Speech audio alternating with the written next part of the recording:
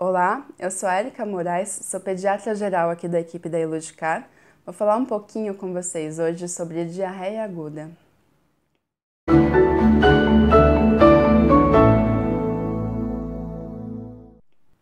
A primeira coisa que eu queria definir é o que é a diarreia aguda.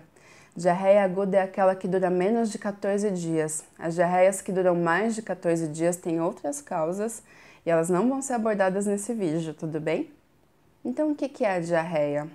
Diarreia é um aumento na frequência das evacuações e uma alteração na consistência das fezes. Então, as fezes ficam ou pastosas ou líquidas. A principal causa na infância de diarreia são os vírus. Pode estar associada com febre, vômitos, dor abdominal. E aqui eu vou parar um pouquinho para falar da dor abdominal da diarreia. O que é característico? É a dor abdominal tipo cólica. O que é cólica? Cólica é aquela dor que vem, que dói e às vezes dói bastante. Depois de alguns minutos melhora e a criança fica sem dor. E ela pode voltar de novo. Dói, dói, dói bastante e melhora. É uma dor intermitente que a gente fala. É estranho a criança que tem uma dor contínua, que dói a barriga o tempo inteiro, ou é aquela dor progressiva, aquela dor que começa e vai piorando, piorando, piorando e não melhora. Isso chama atenção, é sinal de alarme e a criança tem que ser vista por um médico, tudo bem? Outra coisa, a criança pode estar com o abdômen um pouquinho distendido. Durante a diarreia é normal aumentar a produção de gases e flatulência, mas é um abdômen que eu tenho que conseguir apertar. É um abdômen que, apesar de distendido, eu consigo apertar, afundar, ele é um abdômen depressível, flácido. É estranho o abdômen que está duro, que a criança não deixa encostar, que é mais rígido, é outro sinal de alarme. Precisa levar para um médico avaliar, tudo bem? Quando que eu suspeito que a diarreia seja causada por bactéria? Em geral, quando tem presença de sangue vivo ou de pus nas fezes. Não é sinônimo de infecção por bactéria, sugere. Pode ser vírus também, podem ser outras etiologias, tudo bem? E qual que é a principal complicação da diarreia? O que preocupa mais? É a desidratação. A criança, quanto menorzinha, maior a porcentagem de água no corpo, então há maior chance dela ficar desidratada. E como é que eu vou saber se meu filho está desidratado ou não? Então, alguns sinais que vão te ajudar em casa a reconhecer a desidratação.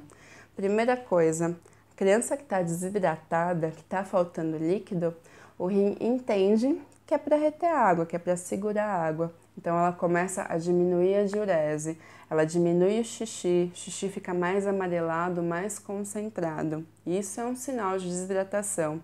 Outras coisas que eu posso olhar, a criança fica com o olho fundo, às vezes chora e não sai lágrima, boca seca, saliva seca também é sinal de desidratação. Se for uma criança pequenininha, que ainda tem a fontanela aberta, a moleira, né, que a gente chama, ela pode estar mais deprimida se a criança estiver desidratada. Outra característica para observar é o turgor da pele da criança. A gente até brinca, né? Pele de bebê, pele de criança, macia, fofinha, a gente puxa, volta logo. Esse é o normal. A criança que está desidratada fica com um aspecto mais pastoso da pele, então a gente puxa, demora para voltar. Isso é estranho, chama a atenção. Observem também o comportamento. A criança desidratada, ela pode ficar mais irritada ou mais prostrada, sonolenta. Também é uma coisa para prestar atenção. Então, qual que é o tratamento, o principal tratamento da diarreia? É hidratação, é o principal ponto. Então, a gente vai aumentar a oferta de líquidos para essa criança e o que ela aceitar de líquido. Só evitem refrigerante, porque tem muito sódio, pode piorar a desidratação em vez de melhorar. E o soro caseiro. O soro caseiro já foi muito utilizado, hoje em dia ele não é mais recomendado porque a gente erra muito na hora de preparar. Se a gente põe sal mais do que devia, é a mesma coisa do refrigerante, pode desidratar a criança em vez de hidratar. Existem formulações prontas de soro de reidratação oral na farmácia, no posto de saúde, e o seu médico vai saber te orientar direitinho como fazer uso dessas medicações durante a diarreia, tudo bem? E o que é melhor? A hidratação por boca ou sorinho na veia?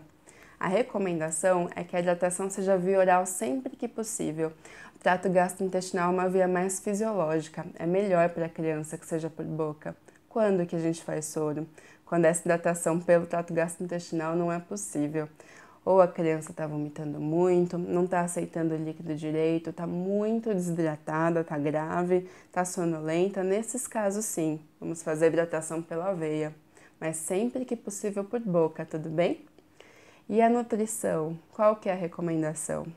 Não existe uma recomendação de restrição de dieta. Você não precisa restringir dieta para a criança que está com diarreia. Então, a criança que está em aleitamento materno, continua em aleitamento materno. A criança que já toma leite, fórmula láctea, continua com leite ou com a fórmula.